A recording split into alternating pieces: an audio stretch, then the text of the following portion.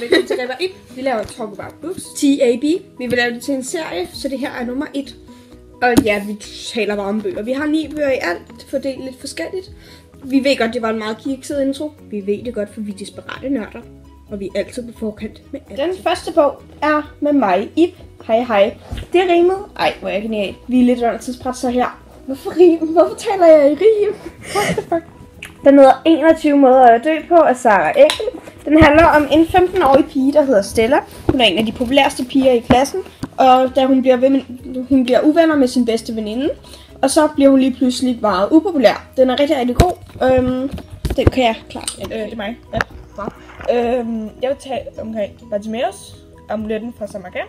Og den handler om en genie, en ånd, som er blevet tvunget til at udføre et værv for en troldmandslærling, Nathan, undskyld. Han skal sælge den her amulet fra Samarkand. Og lige pludselig så ejeren af amuletten fra Samarkand bliver rigtig sur, og han er morder. Og så sker der alt muligt sejt noget. Og den er rigtig god, og det er med magi, og det er London, og det er fint. Nørd på Catwalk. Den er af Holly Smale. Den er ikke særlig svær. Den er meget letlæst, som I kan se her. Den er rigtig god, humoristisk, sjov. Den handler om en pige, som er meget nørdet, men som så bliver model, og det lyder totalt plat, men den er skrevet pissegodt, så den er rigtig god. Forsvundet af Sophie Mackenzie, siger vi bare. Den er også virkelig god, ellers vil jeg ikke have den med på den her liste. Den handler om en pige, der hedder Lauren. Hun bor i England et sted. Og så hun er adopteret, og hun vil gerne finde ud af mere om sin familie. Og så finder hun så sådan en hjemmeside med forsvundne børn, og så ser hun sig selv som sådan en 4-årig eller sådan noget. Og så går hun så på jagt efter sine rigtige forældre, og så tager hun til USA med sin ven og sådan noget. Det er meget dramatisk alt sammen, og så sker der alt muligt. Den er rigtig god. Sammen, hvis jeg bliver. Ja, fordi det er en af de eneste, vi begge to har læst. Den er pisse hamrende god. Sindssygt god. Der sker en meget tragisk oplevelse for Mia. Hendes familie kører galt. Sådan, ja, og så svæver hun mellem liv og død, og så er der alle mulige sådan nogle flashbacks til sådan hendes liv før, hvor man lærer hende at kende. Det er rigtig god. Der er også en 2, og den er i gang med at læse. Den hedder Da hun forsvandt. Lige så god. Helt fantastisk. Helt fantastisk. Ja! Den her bog, den hedder Njura. Den er den tyske forfatter Jenny May Nye. Og den er, jeg har fået inspiration til alle mine bøger.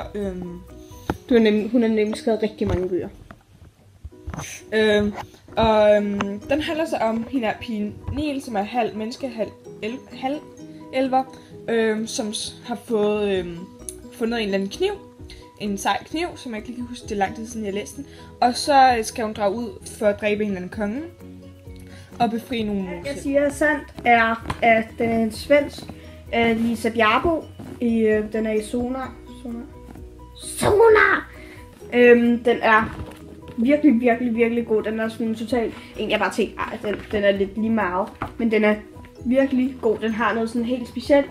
Den handler om en pige, der hedder Alicia. Hun er 16, snart 17. Og hun beslutter sig så for at droppe ud af gymnasiet.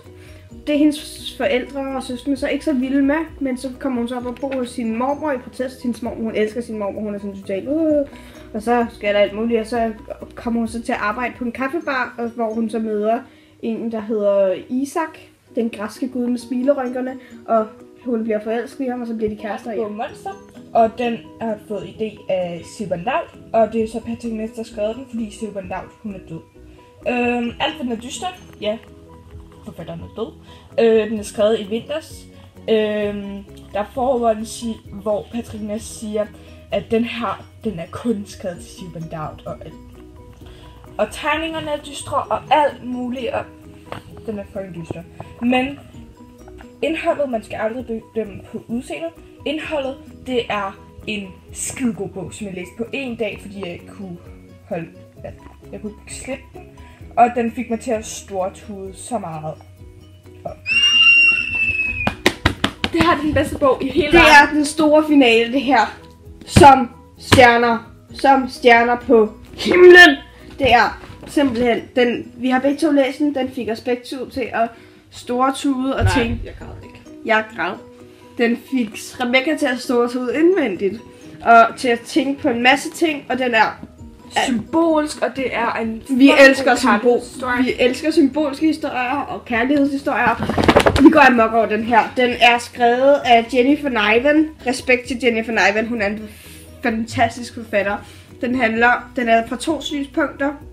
Fra Theodore Finch og fra Finch og fra Violet Markey. Og det er en meget virkelig weird og helt fantastisk kærlighedshistorie. Læs den. I kunne lide den her video, og hvis I ikke kunne, så don't like, don't watch.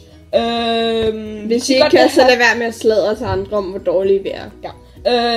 Hvis I godt kan lide den, så ram like-knappen, og så laver vi nummer 2. Det gør vi alligevel. Fuck det. Hej hej!